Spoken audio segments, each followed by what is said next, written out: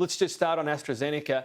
Interesting line we heard from of course, the Deputy Chief Medical Officer that it was likely connected. This will get a lot of people thinking, oh, well, there's some sort of risk. What did you make of that comment? And, do we need to stress how incredibly rare these conditions are? Yes, Tom.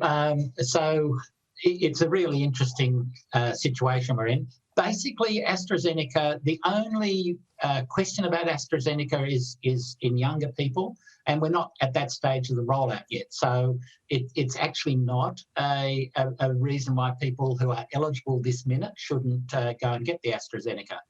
But the issue is going to be, it's really complex about how you measure whether there's an excess rate of these clots or whether it's just the normal rate.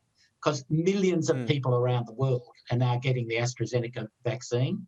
And so you'd expect, just in the normal course of life, that there will be a number of clots. And so what you have to do is say, is the rate in these people that have been vaccinated higher than the rate you'd expect?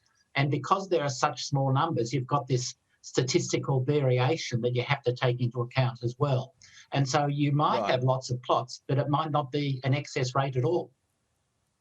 So, yeah, we're talking about, let's put some figures out there. In some countries, I've seen different figures out there, but you might have 2 per million for non-vaccine and then 5 per million with vaccine. You say, well, 2.5 times more people, but it's 2 versus 5. It might not stack up.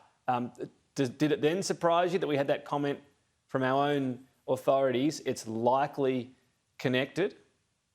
Yes, it does surprise me, because the previous report from the European Medicines Agency, they looked at the last scare a couple of weeks ago. A couple of countries held off on using AstraZeneca, and then they started again, so it's been looked at in the context of lots and lots of people getting vaccinated.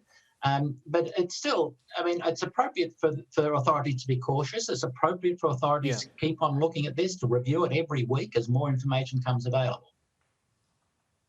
Right, and that's the thing. We've had issues with all sorts of medical procedures, with medicines, all sorts of things before, and often you don't find out the full extent until a mass rollout like this. So no one's pretending it's not possible.